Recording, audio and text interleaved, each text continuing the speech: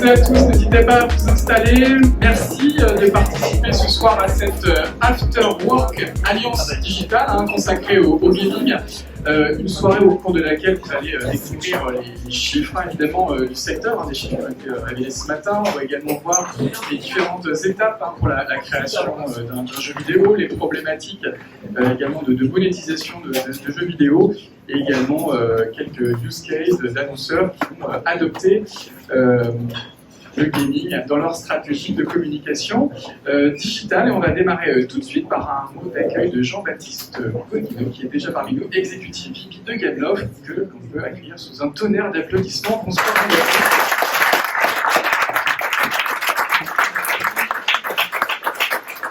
Merci. Écoutez, je vais être très bref parce qu'on a envie de vous dire plein de choses ce soir. On est très contents, on est très honorés et très contents de vous accueillir tous ce soir. Gameloft a rejoint le groupe de travail il y a un peu moins d'un an. On est très contents d'en faire partie, de bénéficier un peu de tous les avantages, le fait de pouvoir se rencontrer et échanger sur nos problématiques. Aujourd'hui, alors, on va parler de publicité, mais on va surtout parler de jeux. Là, je vous présente. Je me présente à vous en tant que Gameloft et je parle en nom de tout le monde. Gameloft est un éditeur de jeux et on a plein de super talents de chez nous qui ont accepté de rester ce soir pour vous parler un peu de ce qu'ils font au jour le jour. Mais entre-temps, je vais laisser la parole à Adrien et Guillaume pour vous rappeler un peu la mission du groupe de travail gaming et les avancements de tous les travaux. Tout ça. Voilà, merci. On va faire une petite compétition. Il y aura une PlayStation à gagner, une petite compétition à la fin. À l'issue, quand vous aurez tout bien écouté, on fera une compétition sur les bornes arcade. Et à la clé, il y aura une PlayStation 5 à gagner qui attendra le gagnant à la sortie. Voilà. Merci.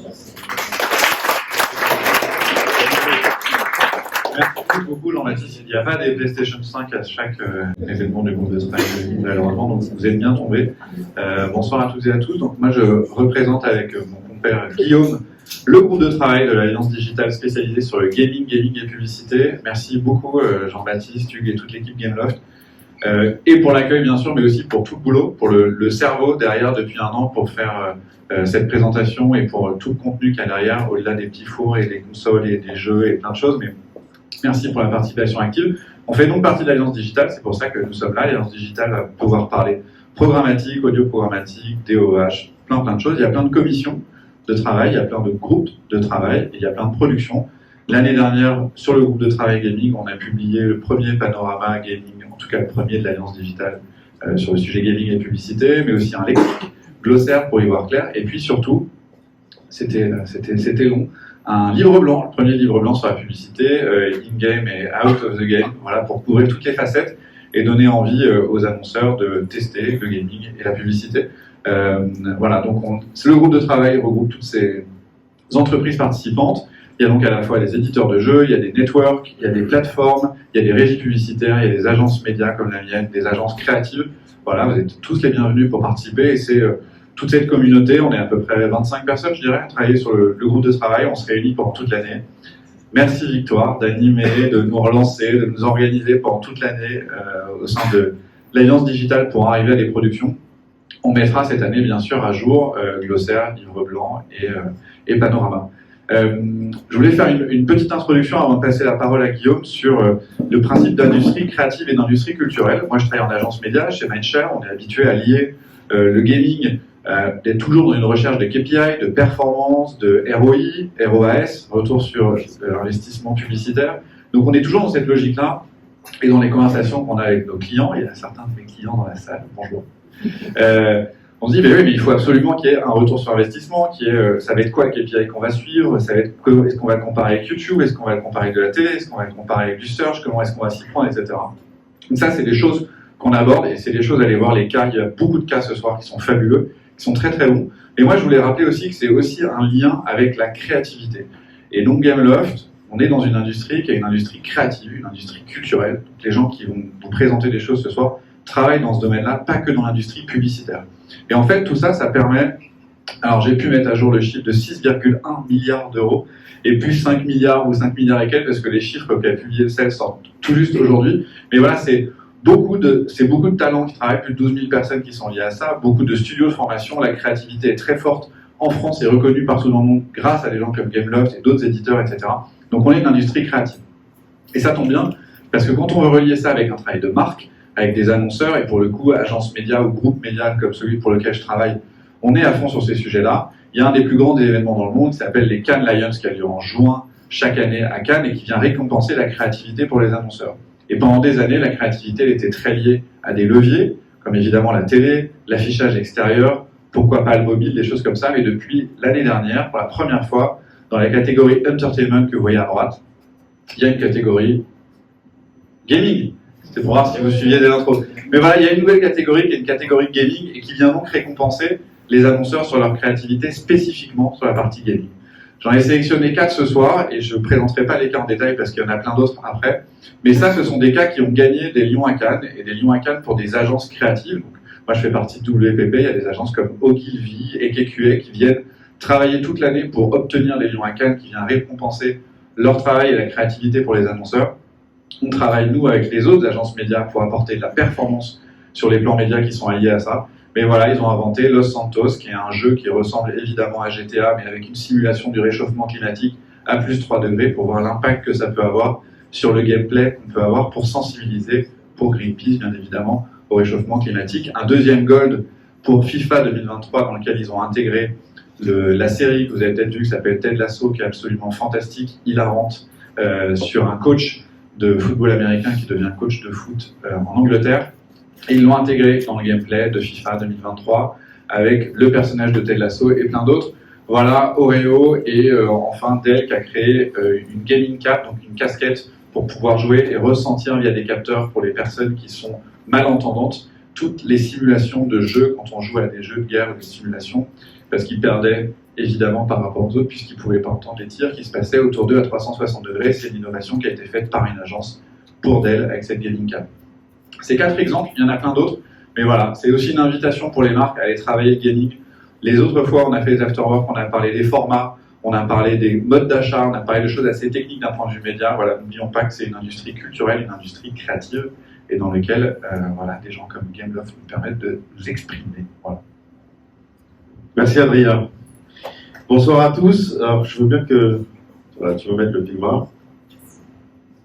Voilà, alors c'est pas la slide de base, mais c'est pas grave.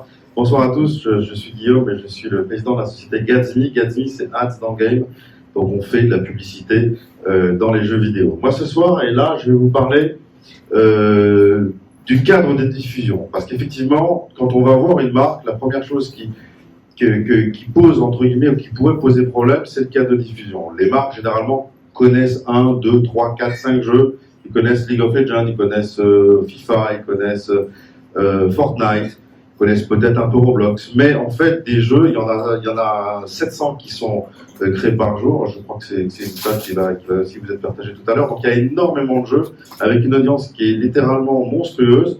Donc ce que je vais faire là, en fait, c'est que je vais vous montrer que typiquement sur des mobiles, qui est un format qui est très simple à acheter, qu'on peut acheter en programmatique ou en IO sans aucune difficulté, qui peuvent être activées, j'ai envie de dire, presque dans l'heure, des campagnes qui peuvent être activées presque dans l'heure, que le carcan et le cas de diffusion des jeux sur mobile ne se limite pas uniquement aux jeux de shooting et aux jeux de sport. Il y a plein de types de jeux qui correspondent à des populations différentes que vous pouvez aller chercher, qui sont des populations forcément qui sont aussi friandes de votre marque. Et donc voilà, je vais vous donner quelques exemples en espérant que ça fonctionne. Je peux appeler vous. Là, ok. Si, voilà. Donc ça c'est le premier, comment dire, c'est la première catégorie. Donc vous voyez du football américain, du tennis, de la voiture, des jeux de moto. Vous voyez, avec une topologie de population que vous pourrez retrouver à chaque fois. Vous voyez la qualité entre guillemets des jeux qui sont faits. En fait, ça c'est des jeux auxquels joue votre voisin, vous-même, sur vos mobiles. Hein. Le mobile, c'est devenu la première console de jeu du monde. C'est 70% des joueurs dans le monde. Donc ça, c'était la première catégorie, donc celle qui est là, entre guillemets, la plus évidente, la plus intuitive. Donc je ne sais pas comment, voilà, comment je fais pour aller à la suivante. Je vais même tu appuies sur à droite. Voilà, donc ça c'est une catégorie aventure. Donc là, vous voyez, vous pouvez très très bien avoir mêlé dans le jeu des publicités sous forme de billboards, de vidéos, dans des jeux type Minecraft, dans des jeux type d'aventure. Là, c'est un jeu Gameloft en bas à gauche. Là, on a un jeu de Judas Ponder qui fait un carton où on ne doit pas marcher sur la lave. Vous voyez, ça, c'est un jeu qui a été en écho à une série sur Netflix. Allons-y, on va y aller vite parce que voilà. Ça, c'est la catégorie aussi la plus connue.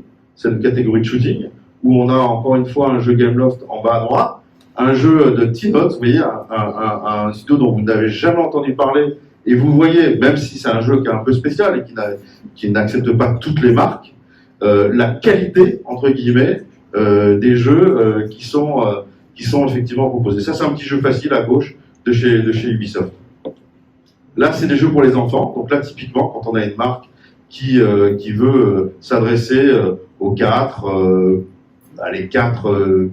18 ans, 16 ans, on va leur proposer des jeux qui sont comme ça, qui viennent de chez Tap Nation, de chez Azure Games. Là encore une fois, des marques de jeux vidéo et de game studio que vous connaissez pas forcément. Là aussi, c'est des jeux faciles auxquels vous avez peut-être déjà joué, typiquement le jeu d'Outfit 7. Et là aussi, tous ces jeux-là peuvent en temps réel accueillir vos marques. Là, c'est des jeux multiplayer. On va revenir sur l'aspect social des jeux, mais c'est quelque chose qui est complètement fondamental, entre guillemets, pour la population des joueurs, pouvoir jouer à plusieurs. Et dans les jeux, vous voyez, à plusieurs, donc là, on a un jeu de fléchettes à gauche, on a un jeu plutôt de tir sympathique en haut, on a un jeu de type Fall Guys de chez Scopely qui s'appelle Stumble Guys en bas. Là aussi, la publicité est très simple, entre guillemets, à intégrer, et le résultat est assez probant. Platformer, là aussi. Donc vous voyez tous les types de jeux. Et en fait, ce qui fait la richesse d'un Gameloft, ce qui fait la richesse d'un Gatsby, c'est que chaque fois qu'on va avoir une marque, en fait, nous on a en catalogue 700-800 jeux qui sont tous catégorisés et on va orienter chacune des marques en fonction des valeurs qui nous sont partagées lors des briefs sur les bons jeux, sur certains, peut-être 30, 40, 50 jeux de notre portfolio. Et vous voyez encore une fois, on est exclusivement sur des mobiles. On va y aller rapidement. Ça, c'est du puzzle game. Donc là, il y a plutôt des femmes. Hein. Là, c'est un espèce de jeu où il faut sortir les voitures. Là, c'est un espèce de match 3 qui fait un carton qu'on a fait avec Coca-Cola. Et là, typiquement, quand on mettait deux canettes de Coca-Cola, bam, il y avait une petite animation Coca-Cola. Donc là, on peut imaginer aussi des intégrations un peu plus poussées. Et là, c'est un jeu, moi, qui m'a rendu fou, qui s'appelle Cat Escape. On y va. Pourtant, je suis pas une femme, mais quand même, voilà, j'aime bien jouer ça. Là aussi, c'est hyper casual, plutôt joué par des femmes. Avec, voilà, bon, la simulation, non, mais vas-y, passe. Là, je suis sûr que vous y avez tous joué à celui-là qui était avant. Gameloft, Asphalt 9, encore une fois, sur mobile. Regardez quand même le travail qui a été fait. Là, c'est un jeu genre Sims, là aussi sur mobile, où vous jouez soit un homme, soit une femme qui est en couple et qui il arrive plein de choses. Voilà, donc ça c'est des jeux de Word. Voilà, les femmes, elles raffolent de ça. Donc là, on en a. Oui, non, c'est. Voilà. Mais peut-être aussi, hein, il n'y a pas de sujet. Et là aussi, mettre de la publicité là-dedans, ben, c'est directement rentrer dans une audience un peu particulière. Et là aussi, même si le joueur peut paraître simple, vous avez quand même des mécaniques et des graphismes qui sont tout à fait exceptionnels. Allons-y, peut-être rapidement. Là, c'est les boards. Donc, vous voyez toutes les catégories qu'il y a en fait de jeux et dans lesquels on peut puber. Bon, là, vous avez du Mahjong. Si vous voulez vous adresser ou des échecs, si vous voulez vous adresser à des populations un peu particulières, mais typiquement sur le dos des cartes, voilà, vous mettez une marque, c'est assez sympa et c'est complètement seamless pour le joueur. Alors la SMR, là c'est pour plutôt les jeunes filles, hein, où elles vont se peigner les cheveux, s'occuper de leur furoncle, voilà, ou alors tailler des pièces en bois. Non mais vous rigolez, mais en fait, ce n'est pas que des jeux snacking. Là aussi, on a de vrais. J'ai l'impression qu'il y en a certains d'entre vous qui ont déjà joué aussi à ces jeux-là. Vous voyez, vous pelez des fruits ou ça en fait, c'est des jeux entre guillemets dont l'objectif est de passer juste un bon moment sans aucune, j'ai envie de dire, autre motivation que ça. Et là aussi, quand on propose aux marques, ben, on a des taux d'efficacité, comme le disait Adrien, des KPI qui sont assez remarquables. Je crois qu'on en finissait là. Voilà, je ne voulais pas passer trop de temps, mais je voulais vous dire qu'en fait, le média en tant que jeu vidéo, c'était un vrai sujet et qu'il y a des sociétés qui les catégorisent et qui peuvent vous en trouver des dizaines qui correspondent exactement à votre audience. Merci Guillaume, on peut l'applaudir.